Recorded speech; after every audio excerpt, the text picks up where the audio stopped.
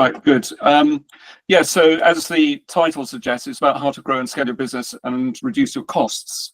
And there's a little bit of a clue there coming up a bit later on for something new which we're introducing this week. Actually, we were discussing it with Renato this evening and also with Daniel, so they've got the heads up. But yeah, I've got a few exciting things to share. So what we'll do is we'll do something very similar to what we did last week. We'll break out a couple of little points so people can focus on questions. And the first 5 minutes will be really a little bit of a recap for anyone who's just not joined us for a little while. So bear with me a little bit on that. Today's session really is all about you. We've got people around a monopoly set there. Now, obviously, they have to be investing in properties. But actually, if you're investing in business, a lot of the mindset and some of the principles still apply. And even if it's your own business you're investing in, that you're investing your hard-earned time and your money in that, and a lot of passion and love goes into it and everything else. So and that really goes very much in terms of what's important for you and I, as it were. Everything has to be focused around you. Could everyone just do me a favor, just mute their mics, if that's all right, just to avoid any echo? That'd be really good. Thank you very much. And moving on a bit from that, it's really important as well in the business context that your personal motivations, your why, and what you want for your business are aligned. Because if there is a misalignment when running a business and it gets tough at times, the natural instinct is to quit, to go for the easy option. At the end of the day, if what you do in business is also something you happen to really love and something you feel very passionate about, everything feels very, very different. I know Raymond and I have had many discussions as well, because I know Raymond focuses a lot in business, but actually also focuses on the partner, i.e. being the wife or the husband in the business as well. And actually you go one stage further, don't you? It's not just about the individual, it's actually about the partner as well, because invariably, even if they're not involved in the business, they're still part of it behind the scenes. They have to live with the other half during that time. So going back to basics on this is actually really important. The other part, which does a bit of a recap really, just for consistency, because this sets the scene, everything we're talking about is really about creating financial wealth. So, and a quick recap on this, obviously many people are in the top left-hand quadrant, they're in a job. Traditionally, it's very difficult to leverage your time for money. You know, what you do when you do your job, you get home, you go back the following day, and hopefully at the end of the month you get paid, and perhaps might even be some bonuses. The bottom left quadrant is aimed at those people who tend to be self-employed, or it might be they've got a very small limited company, which is a company of one person, make themselves. And this is where there's what Robert Kiyosaki says here, and what I'm saying is a little bit different. And in fairness to Robert Kiyosaki, the book, Rich Dad Poor Dad, was written something like 20, 25 years ago. But the world has moved on now. We've got a lot in the way of cloud-based services. We can outsource many of our services. We tend to outsource our accounts and our bookkeeping. And we're going to actually be discussing in a bit more depth a bit later on about the whole aspect of outsourcing as well. So if you're a small business of one, you still can actually leverage your time, which you wouldn't have been able to do very easily a few years ago. So things have changed a lot as far as that's concerned. The top right-hand quadrant is really about, if you've got a business, looking how you can grow and scale your business and systemize it as much as possible. So I've just got to let someone in, so it's blacked out my screen as well. Won't be a minute. But also within that context, people are part of the business as well. And it's people and systems that give you the ability to scale. And then the bottom right-hand quadrant is really about those people who are investing predominantly for residual income stream. So that could be to do with property. It could be created a technology or a software as a service or a franchise, which is all those different aspects could be creating you a continually recurring revenue stream. And nowadays with technology, things have got so much easier. Especially with cloud-based services, I think many of us use Microsoft Office, for example, in the cloud. We don't bother using a desktop version anymore. If we do, it's part of the monthly subscription. The same applies with Google, our accounts programs. Now, if you happen to be the author of one of those products, you're getting a nice continual revenue stream from that.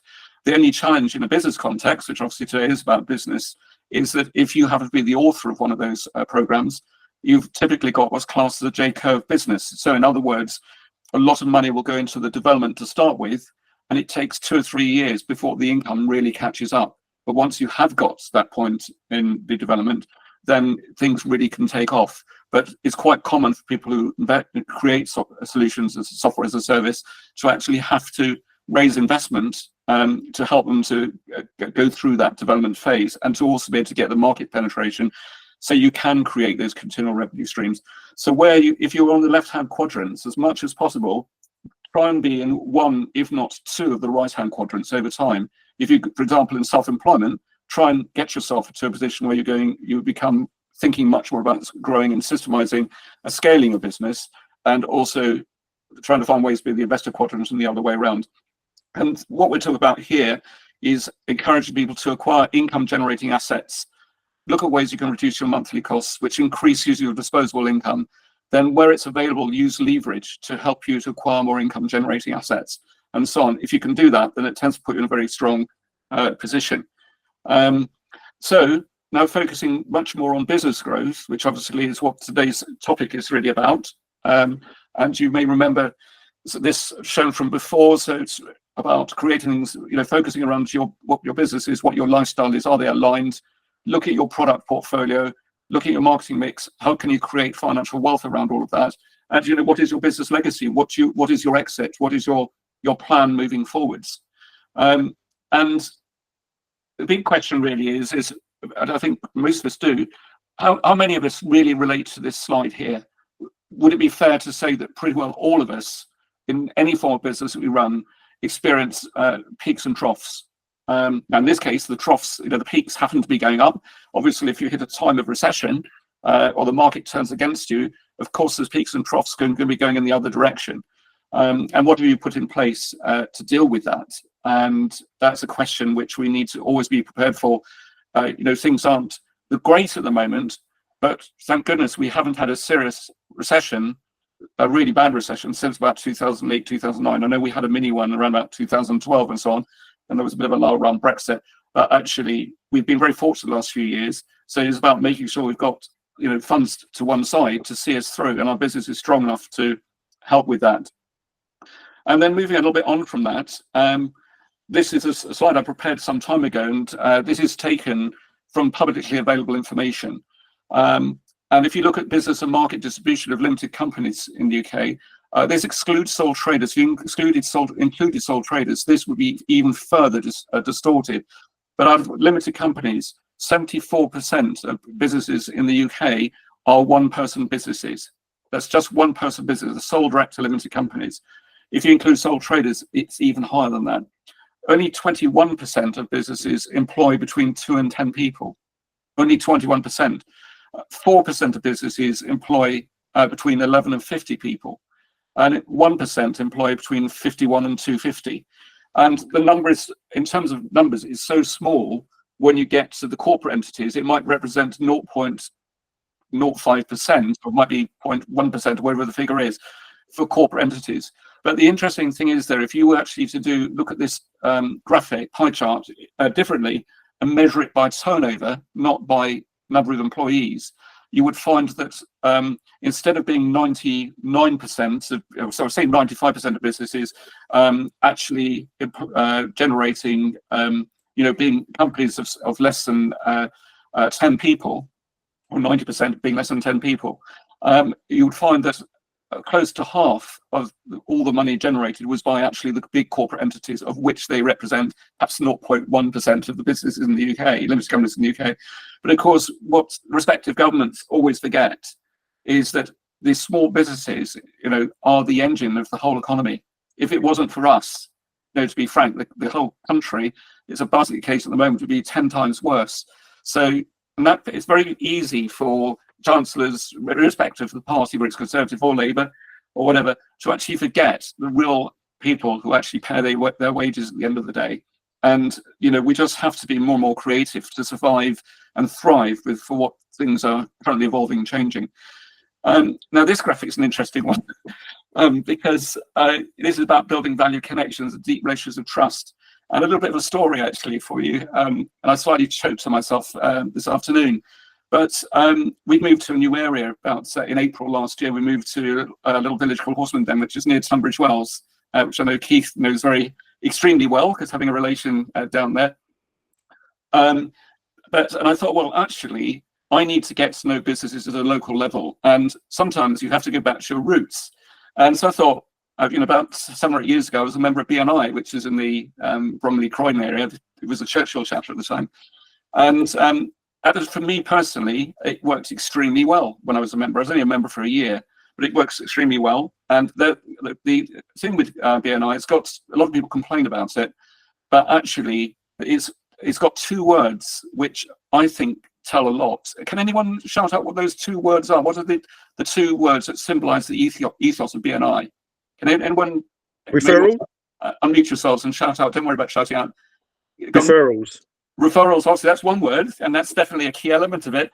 But what is their caption that they use? And it's only 2 words, 2 very powerful words. Anyone else want to come forward? Trusted friends or trusted relations or something? Yeah, that's a good one. Raymond, you must know. You're a little, yeah, no? Okay. Well, it's very simple. It's giver's gain. That is their 2 words. Now, if you think about it, those 2 words are actually really, really powerful. And I think everything we are doing in life, as much as possible, should adopt the giver's gain mindset. And if we can adopt that in business and the way we actually interact with each other, then we end up by being much stronger collectively. Now, of course, with things like LinkedIn and Facebook and Instagram, we can leverage our networks. And what has tended to happen is that we've rapidly expanded our networks, but the relationship has got a lot shallower. And it's quite often going back to our roots. So another thing is, have people heard of Dunbar's number? It's another interesting one. I'm waiting for someone to shout out. I can see a couple of mouths moving. I can't hear anyone speaking. But Dunbar's number is basically, it's a very old philosophy, but it basically says you've got your inner network, might be 10 or 15 people. Then you've got like your outer inner network, which might be 150, and then it may expand to about 250. So even if you've got, say, 2,000 connections on LinkedIn or Facebook, the chances are you probably only know about, at best 250 reasonably well. So going back to this deep relationship of trust again is actually really important. The more you can put in place to build on that, the better. So moving on a little bit from that, this is another graphic which I used years ago, and I'd love to think it was this rule of 3/3 was my idea. It wasn't. A guy called Barnaby Winter, and what he talks about there is, if you're a coach or a mentor or largely selling your time for money, you've got the rule of 3/3. So if you took it in the year, you've got 365 days in a year, of which you've got 260 which are working days. You've got then, out of that, say take off 40 days for holidays, personal things that you might be doing, etc. That reduces it down to 220 working days in a year. If you're a coach, mentor, or trainer, typically you will find that you are spending about 1/3 of your time on fee-generating work. The other 1/3 of your time is on self-development and dealing with void periods where not much business is coming in. And the other 1/3 of your time is spent on prospecting and finding clients. Okay. And why is that important? Well, one of the reasons it's interesting is you actually look at a lot of coaches, mentors, and trainers out there. A lot of them really actually find it difficult to make a decent living. And that, I've done a bit of that, and I got caught in that myself a number of times. And the difficulty is that quite often people will say, well, actually, I need to earn, making these figures up, say 75,000 a year. And they then divide that by 365, and that they see that as being their hourly rate, when really you shouldn't be dividing it by 220. You should really be dividing it by 65 as a rough guide. So that basically 220 divided by 3, give or take 65. Okay. So in order to attract your desired rate, you need to be billing at delivering more value than what you're charging from that basis. So if you can sort of reframe that a little bit, it puts you into a really good stead. So, and then obviously with all of this, it is about your business planning, and how does this benefit you? It doesn't have to be an extensive 20 or 30 page document that you're focusing on. Even if you've got a 2 or 3 page business plan, and you perhaps got some quarterly or monthly projections of what your income's going to be over the next year and your costs, that can stand you in very good stead. And one of the things that's also very important, I'm grateful for Raymond reminding me of this a few weeks ago. I dropped this slide in, which he reminded me of, and this is really to do with the innovation curve, to do with new products which are created. And it'd be interesting to see on this cycle here. Now, try and think, each one of you, where you would position yourself. If a new product, say it was something you're really passionate about, and a new product, widget, or service came out, where would you be typically in the buying cycle for these products? Would you be an innovator and have to be there before the product was even released? So you might be one of the beta testers, for example. Would you be at the queue of the iPhone shop when the iPhone 1 was coming out, which I was one of those numpties doing that at the time, so I was definitely an early adopter at the time. Or do you come much later on in the curve? And there's an interesting point here as well, as you look at what's classed as the chasm. When you get new products and services, or equally even a new business being formed, quite often the biggest point of failure when things go wrong is actually when it's going from the early adopter phase to the early majority. And just as a point, can anyone think of why that actually is? Does anyone shut out for a moment and say why they think that is? Is it to do with cash flow needed to fund new stores and people and product and everything? Yeah, you're pretty well spot on, actually, John. It's largely because of case you've got a product or service that's being created, and you're getting market penetration, but it hasn't reached its peak yet. But the trouble is, the cash very often follows behind the actual sales. So, for example, when you get to the early majority phase, typically you haven't peaked at that level. It's when you get to the late majority phase that the revenue starts to peak. So you get a lot of products will fail or get withdrawn from market, or companies that will fail at the chasm phase, which is really, really interesting when you think about it. Actually, I'm going to pause for a minute, actually, because I feel I've been doing a lot of talking. I've got a bit more to share. And does anyone want to add to what we've said here today? What have your experience have been? Can you think of anything in your business which has perhaps proved challenging because perhaps you misjudged the market, for example? Raymond, I think you wanted to say something, didn't you? And also, come to you a minute, John. Yeah, I think I just wanted to go back to the third. One of the things which in consultancy that works, the key for that is to actually, when you think about how much you want to earn, and you're talking about and how much you want to earn, it changes the way you think about how you create that income. And consultancy businesses, and I know whether that be in executive search or other training and the really good coaches set the target to what they want to earn, very like multiples of what they and say 3 times whatever they want to earn. What that does is that then they do divide it by a third, and then actually work out how you go from charging £1,000 a day to effectively £3,000 or £4,000 a day, and how you develop a system and a process or products and services that are able to deliver that money, rather than it stops them thinking about it as a money for time, a kind of time for money thing, and they actually start thinking about how they actually generate recurring income and think about their products and services that delivers a 1 or 2 person business that actually does deliver £500,000 a year.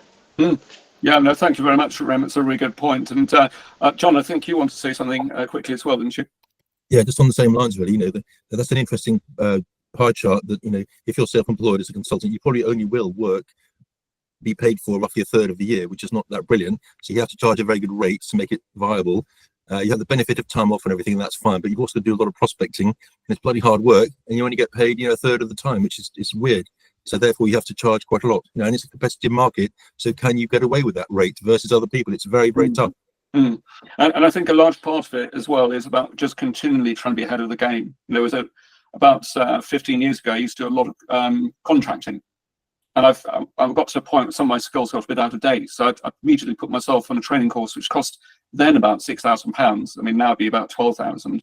But when I finished that course, I actually was able to earn, or literally doubled my income, literally doubled it.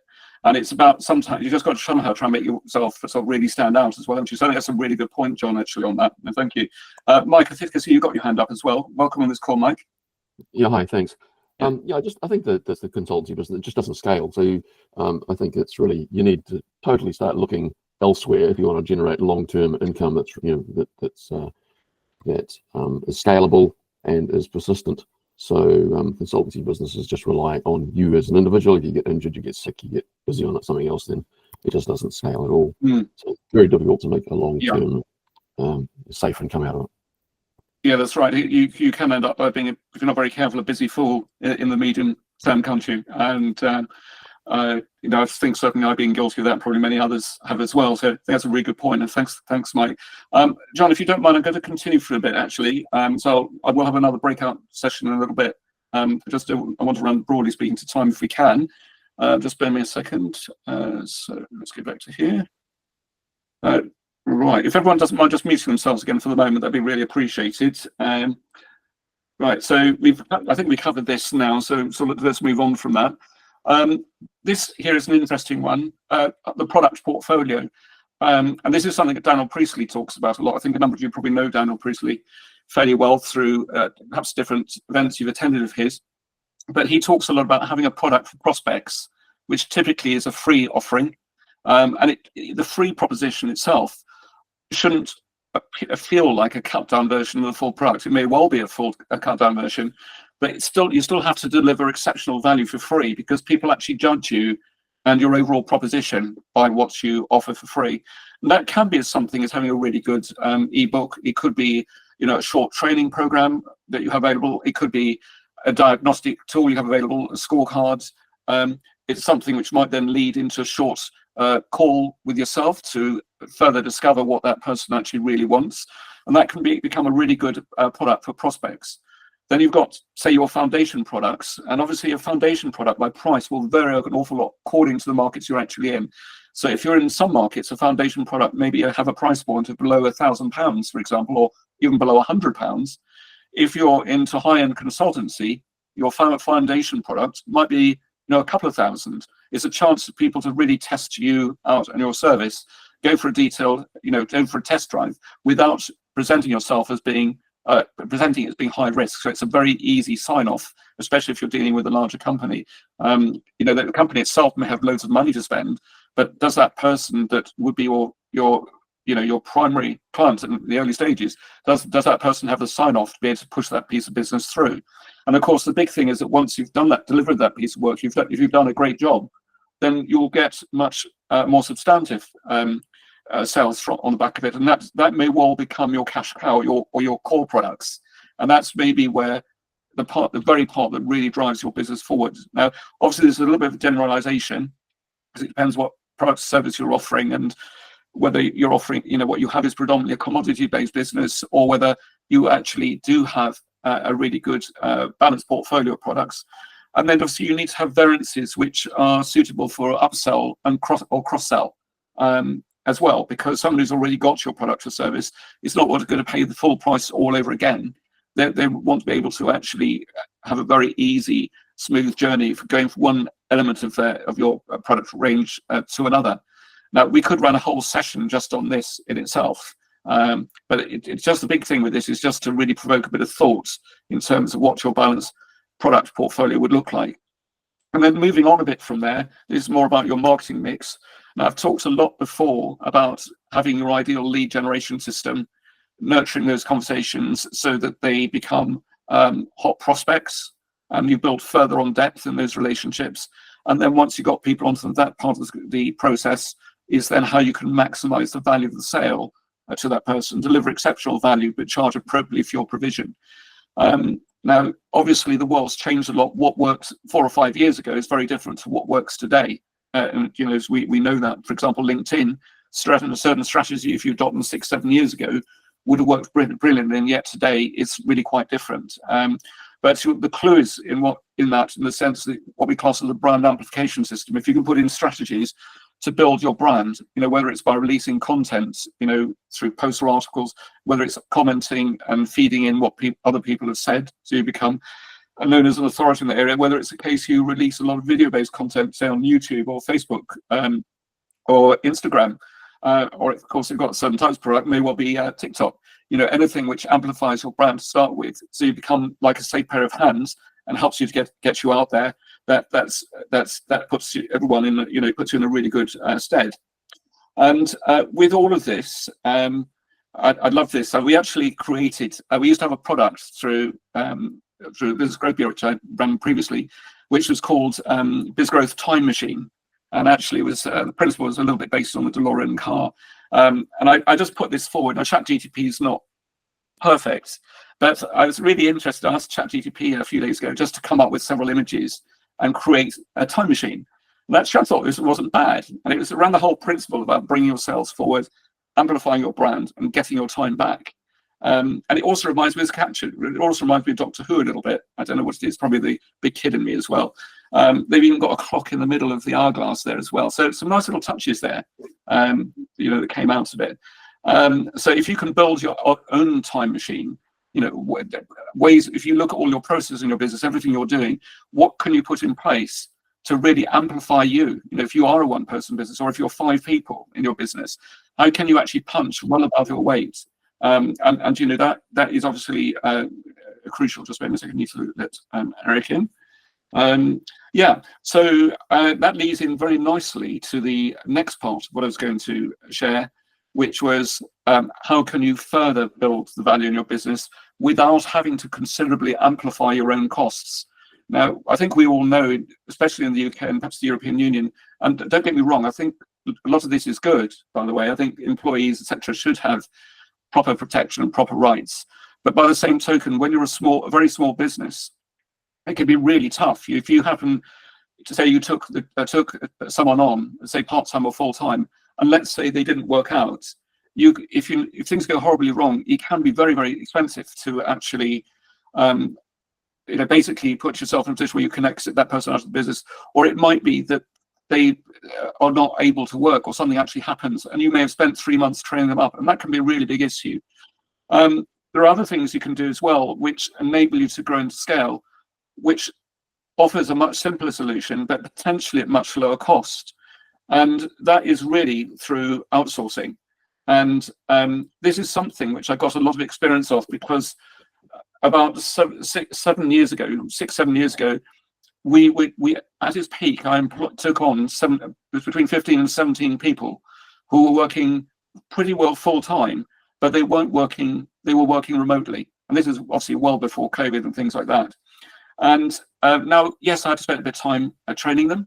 I had found 2 or 3 really good people to start with. We also used technology, which fortunately was available then, which enables us to manage that resource. Because it wasn't cloud-based services weren't so advanced, I set up a total of 15 micro PCs. We were laughing about this in the previous session, actually. And we gave people remote desktop access so that each person had their own access to their own machine. And it worked really, really well. We plugged that into our network, and a number of those people I'm still friendly with today, actually. And the team was predominantly at the time based in the Philippines, because English is well spoken out there. They've got a very good attitude towards work ethos. And basically, the type of tasks I asked them to do were to do with social media, helping with, not live chat then, because it wasn't really available then, but dealing with email inquiries. We use some more basic elements, bookkeeping around that, invoice production. Data cleansing, which actually is not really here. We got, in fact, it is on there, actually, the last bullet point. One of the clients at the time was PayPal Giving, which is a charity arm of PayPal. And we were given the task of cleaning up their charity database, which is about 7,000 charities in it. And we basically did that work for them, and they were really pleased with the result. Obviously, things like video editing, you can easily outsource, and production. Obviously, the tools you can do now, which we will debate in future weeks, actually, how you can use different video editing tools to really liven things up for you and amplify what you're doing. Obviously, writing articles and posts, time and diary management. As busy people, sometimes we just need someone to help manage our diaries for us, or possibly even answer the phone for you as well. It could be you run a hotel business or an Airbnb, and you need someone to look after your bookings, or perhaps you're running a letting agent, and you might need to be able to keep track of all the, make sure the rents are being paid on time, but also new repairs that are being done to buildings, that the suppliers are being paid, and the whole thing's being properly managed. So that's a few example tasks of what you can actually do with outsourcing. Can I ask Rupert, sorry, just for 1 second, would somebody say these are all the things that your AI assistant would now do for you? Now, that's an interesting point. We're going to do, probably next week, if I can get it ready in time, I will be doing a whole session around outsourcing, and there will be another session, not sure whether to combine it in the same one or do it as a separate session. We're going to do something particularly on ChatGTP as well. And it's an interesting point, actually, because some work which I was outsourcing before, you can literally use ChatGTP for, and it really does speed things up. But equally, there's lots of things which still need to be done by really good virtual assistants. For example, let's say you ask ChatGTP to write a really good article for you, Okay, and it is amazing actually how it can really speed up the process. In real terms, you still want to have ultimate editorial control of that content. You also probably want to, if you don't want to spend time posting yourself, you may want to have a very good resource who can do that for you. You may want someone who actually moderates the chat that's happening, and where they may be to answer more simple queries for you, but anything that's more sophisticated perhaps is referred back to you. So yes, it is a good point with ChatGPT and other things coming like that. What I would say is, I think for tasks which are perhaps require less skill, especially in the early stages, ChatGPT is going to really take some of those jobs away. Unfortunately, I think it is also going to reduce the amount of work that perhaps people get. For example, if they do a lot of PR and copywriting, ChatGPT is already having a big impact on that. But even then, you still need to be able to validate what's going on. So a good question, Renato, very aptly timed. Yes, and it's a good point as well, Rupert. You were saying that thankfully the AI can still see the human being adds value afterwards for a while longer. Yeah, exactly. Yeah, so I think it's going to be a really interesting topic when we debate ChatGPT. In fact, this image here was created probably in I went through about 4 or 5 iterations before I came up with that image using ChatGPT. Well, previously we'd had to go out to iStock Photos and found some image shots there, and then you're always worrying whether your license has expired, or indeed have you accidentally gone and used that photograph somewhere else, and then you found you're open for being up for some form of intellectual property challenge because you haven't licensed the property properly. So it's amazing what is obviously possible today. Now, so moving on from here, and we're going to obviously open up for more questions in just a minute as well. In fact, I'll tell you what, let's have a little, we'll cover this one. We'll pause again for a couple of minutes and then we'll sort of start to wrap up. Sorry, Raymond, I think you've raised your hand. Did you want to ask a question or make a point? Yeah, I just wanted to talk about the outsourcing. And that is that however you do it, you design your business as a business. So you design an organisation chart as you would for the business, and you design the roles as would be, and then you put the outsourcing into those roles. I think it's that way you can, as a solopreneur, which is really interesting when you said that so much of the market is one-person businesses, you can actually build a business with one employee that is sustainable and profitable, but you have to build it as a business and have the roles in the business as business roles. Because I think one of the mistakes that people do when they go outsourcing, and I've seen this a lot, and I've done this mistake myself in the early days, is you need an accountant, so you go get a bookkeeper, so you get a bookkeeper. You need someone who's administrative, so you go get an administrator. You need someone to do your social media, so you go get a social media person. But actually what you need to do is design a business that then can have roles that are outsourced. And I think you need to start with the horse rather than the cart. And too often we start with the cart, that is the outsourcing. That's another brilliant point, Raymond. I'm not going to add to that because actually what you've said is absolutely perfect. So love it. Thank you very much.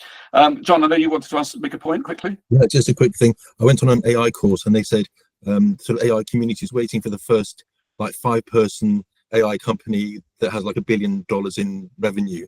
And theoretically, it should be possible because the AI bots or whatever can do most of the jobs in a big business, once they're trained, etc. So you only need a small core of, let's say, 5 people running a massive turnover business. Yep, that's another really good point. Thank you very much, John. Raymond, you got something else to add there? Yeah, I was just going to say, John, that goes back to Rupert's a third, right? If you actually want to build that kind of business, you have to design it differently and not work 5, 6, 7 days a week, 18 hours a day, right? And you can do it if you actually set it up to build that from the front. And I think that's the bit too often we try to do it. We like you were saying, Tom was saying earlier about consulting businesses are just about selling time. But if you actually design it from the front end and say, I want to have a multi-million-pound business with only so many people doing certain things. And I've seen a firm of architects, 3 architects, bill £1 million a year as a business, just that, or more than make about $500,000 of profit they were making, just the 3 of them, because they just designed the business as only 3 employees. And designed a multi-million-pound business wanting to do it that way. But you've got to start at the beginning to build that, not do it later down the line, because it becomes expensive and painful. Yeah, it's very painful to correct something after the event, isn't it, or change things. So obviously keen to give other people to have a chance to say something. Obviously Andrew, Keith, I think there's several others on this call as well. Obviously, if you do want to add to it, or Mike, if you do want to add to it at all this evening, do speak out or put your hand up virtually when I'll try and come to you as well. what we'll do, I think, now is we will just cover the last 7 or 8 minutes worth of content, and then we'll have a final wrap up at the end. So we'll try and aim to finish by about 8. But I wanted to, let me share my screen again. Actually, you can still see this slide, can't you? I think I just lost what I'm doing on my side. Can you still see my screen? I think you can, can't you? Yeah, good, okay, thank you. Now again, this is another ChatGPT image. I don't know how many of you have seen the film called The Founder before. Obviously, it's about the Kroc brothers, no, not Kroc brothers, the McDonald brothers and Ray Kroc. But there's a very good scene in that where someone's basically the McDonald's brothers saw themselves being in the beef burger business or the fast food business. That's what they saw themselves in. It was further down the path when it was pointed out to Ray Kroc that actually they weren't in the fast food business, they were actually in the property business. And what that did was that not only did it basically completely change their model. So if you look at a lot of the McDonald's outlets today, the vast majority of the outlets are actually, the freehold is actually owned by McDonald's itself. And obviously they then sell a franchise to the licensees. So why is this relevant? Well, it's also, I'm going to give you another case study of a bit like this. Now, I'm a bit out of touch on this, so apologies if some of this is not quite correct. But there's a company called WeWork, which I think a number of you may be familiar with. Now, WeWork didn't like, because they wanted to be able to leverage their business substantially, be able to borrow huge sums of money, absolutely unbelievable sums of money. And they knew if they treated the business as a property-based business, that they would not get the multiple they want. So they had to reposition their business as being predominantly a technology-based business instead. So as a result, the value of the business can be considerably influenced by actually making sure you position the business in the right way, in the right sectors, which tends to attract the higher value, the higher multiples for valuation. Now, I'm someone like Raymond and maybe a couple of other people on this call are much more knowledgeable about it than me. But what I would just simply say is when you start to create a business which starts to grow and scale, then also look at what sectors you're servicing and seeing whether you can reposition your business. So with the exit in mind, with a sale or exit in mind, because it may get to a point 4 or 5 years down the track where you don't want to be doing what you're doing now. You may want to have some life choices. There's one person that a number of you obviously know on this call, but I won't mention my name. But I know, in the last few months, he's very successfully been able to re-establish his business and do it in such a way that he's been based on a different multiple. And he actually has had a really nice little exit from it as well. So this is something that shouldn't be underestimated in terms of things that you could do for your business. And quite often, they're not always very complex things to change. And the fundamental thing as well is if you can create your business so it can grow and scale, and also where you can outsource some elements of your business, the great thing is if there's some form of market downturn, and hopefully there won't be one anytime soon, your business is much more resilient. You're much more likely to see your way through that. But also, you've got a business which is a very lean fighting machine, as it were, and you can grow and scale much more effectively as well. So we're going to be talking, if it's not next week, it'll be certainly the next couple of weeks. We're going to be talking a lot more about outsourcing and about AI and some other areas around this. And we're also going to have a session fairly soon as well for those people who are involved with the Armchair Dragons Club as well. A number of you got involved with that, and we're going to be having a little bit of a session on that over the next couple of weeks as well. So a few exciting things sort of going on. So really, in conclusion, obviously anything you're doing in your business really has to be, again, go back to you. It needs to focus around what's important for you and your family and your partner.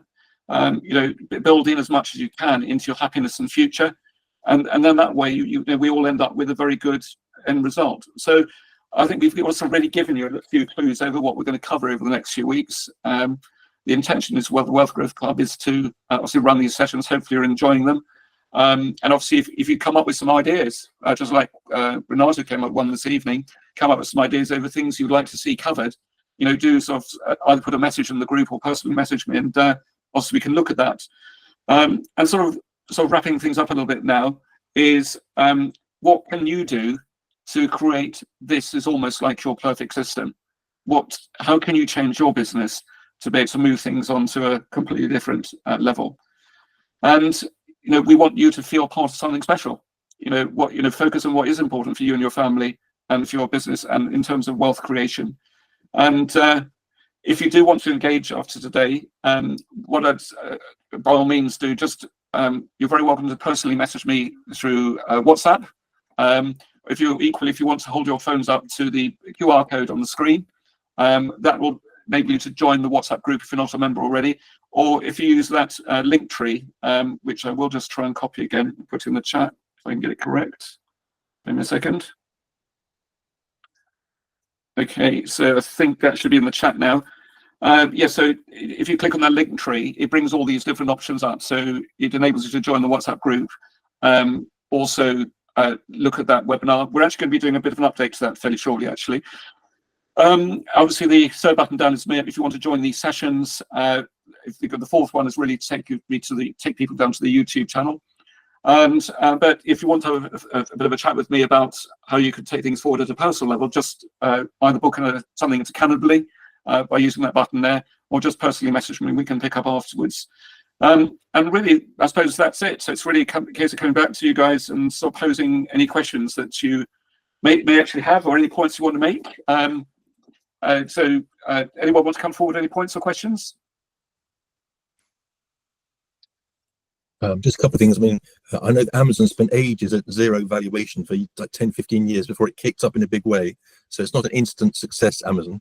And also franchising. I think the people who win in franchising are the franchisors. They get 25% or whatever of the turnover of the franchise. Often franchisees don't do very well, but the franchisor does very well. Yeah, I think that's a fair point. Having said that, there are exceptions. You know, there are many. Let's put it this way: there are many licensees or franchisees of McDonald's who are multimillionaires. You know, they may have got 2 or 3 retail outlets. You know, like anything else, there are very good franchises and they're poor ones. You know, for example, if you want to run a doggy daycare business, you know, yes, you'll be doing something you're really passionate about and you love, but actually buying a franchise or a license, I'm just picking that up, I can't comment particularly about it. You know, it's probably not going to get you rich, and you're probably, by the time you pay your license fees or franchise fees, it's really questionable about whether it's even worth it. But yeah, there are some really good franchises you can plug into. And the other thing as well, if you're considering yourself franchising out your business, it can be quite complex. And I'm sure Raymond has something to add as a management accountant or a chartered accountant. But it's also, there are quite often simpler solutions as well. So you may have created a product or service which you can license out what you've created. And that's a lot easier than franchising, but you can create some real value in the business that way. Keith, obviously, you've uncharacteristically quiet this evening, which I normally always love your comments that you come out with, because you always make me laugh every time we speak. Is there anything you want to add tonight, or Mike, or Eric, or Andrew? No, it's been quite interesting sitting here listening to everyone. I quite like it. And, you know, everyone's got their little bit of a deviation in their opinion, so which makes us all different and makes us, you know, that's how business is really, is, you know, someone would want £1 for something, and you might get someone sell it for 80 pence and someone will sell it for £1.35. So talking about franchises, you can go to, I know that up in Birmingham, you could go to the EC rooms up there. Well, I used to go there for my classic cars. I forget what it's called now. But you can go to a franchise meeting where everyone who's selling the franchise gets there, and people that want to buy a franchise also get there, and you can just go around. And my neighbour done one. It was bottled water, and he had bottled water machines in all the gyms around in South East London, and he used to do quite well. He would just drive around in his little van and take the money out and put the water bottles in. I thought it was great. Yeah. Yeah, I think another one, yeah, no, that's great. And sometimes it's the simplest ones which work the best as well. So 100%, yes. So, anyone else want to add anything at all before we go? Yeah, I would like to say something actually, because my business is I have a condiment sauce business, and I do a lot of shows and events, and that's, you know, it's quite long hours, quite tough. I've done lots of long hours in the past being in the hotel business, but I always thought there could be a possibility of franchising out to other traders that could do markets for you. However, the thing is, I don't know the route to take to be able to do that in terms of franchising out my business. And so how would I get help for that? Oh, wow. That's a really good one, actually. Raymond, you might have some ideas on that, actually. Well, I was just about to say the tannoy came on, so could you just say that again, please? Yeah, Andrew, do you mind repeating yourself? Yeah, so I have a condiment sauce business. I do lots of shows and events throughout the year, and I've always thought that to try and grow my business, it would be great to be able to franchise out my products so that someone else could sell them at other markets, because there's lots of markets, there's lots of people that want to be their own entrepreneurs, be it just taking on something and taking it to a market to sell. But I've got something that's been going since 2013 in terms of ketchups and mayos, and it will be great for them to be able to take it anywhere around the country. We have different pockets of people around the country, and they become franchisees, and I'm the franchisor. But I just don't know what route to take to be able to do that. So the success and otherwise of the product and the profitability that you make of the product. So you could actually put a business case together that can show them how they can, if they pay you X per year, knowing that you sell it at whatever price you're selling, how you can show them how to make money, make the money. Yeah, and also how to get that agreement in place as well, because I wouldn't know where to look. I think there are specialist lawyers who also, it can be well worth going to a specialist lawyer as well, rather than more of a generalist one, because they typically already got the agreements drawn up. It's a template document. But the way to start it, Rupert, Andrew, is you design out what it is that you actually want this to look like. Yeah. And bring the legals to that conversation. Because if you design out what it is you're going to offer, what it is you want them to sell, what an indicative RRP is, or whatever, and a price that is going to sell it to them at, and how it's going to work, what the agreement, and then how you want to interact around sales and marketing, then the legalities can come to that conversation rather than start with a franchise agreement. Yeah, sure. Yeah. In fact, actually, it made me laugh a while back. It was a story. Our son Sam, a few weeks ago, I helped him choose another car. He got this thing. He had to buy a Nissan Cube. They're weird cars. It literally is a cube on a 4-wheel. It's the only way of describing it. But one of the cars we looked at, we obviously was dismissed.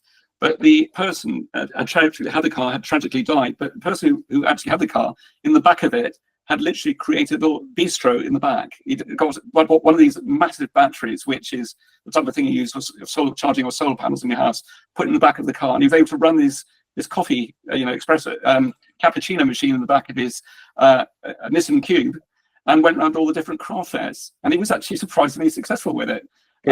He carved himself out a little niche, and I thought that's really ingenious. Of course, you're taking things on to a completely different level. So, one thing obviously I don't want to speak for Raymond or anything, but I'm sure if you were to directly message Raymond, you would happily spend a few minutes discussing it with Andrew as well, wouldn't you? Yes. Yes, of course. Yes, of course I would, Rupert. Yeah. Sorry, volunteering you there. Sorry. No, I'm happy. I'll happily talk it through. Happily. Yeah. And anytime you want to speak to me, Andrew, as well, just personally message me by WhatsApp, and I'll come back to you. We can set up a call. Yeah, all right, great. Thanks. Yeah, good. All right. Well, I think we'll probably call it a wrap unless anyone else got anything to say. So, just a very can I say a couple of things? A couple of surefire bets recently. One is to buy some Melania coins in America. They've done pretty well, the Melania coins. And the other thing, I've just got an auction on some waterfront property in West Gaza, which has come on the market recently. So there are a couple of surefire, things. All backed by Donald Trump, of course. And this is not financial advice, by the way. No, it's not. All right. Okay, well, have a lovely evening, guys. And guys and girls, and we've got any girls on tonight, actually. But anyway, thank you very much, everyone. Really appreciate it. Thank you. Next week. Thanks, Rupert. Cheers. Thanks very much, Rupert. Bye. Thanks, Rupert. Cheers. Bye. Thank you. Bye.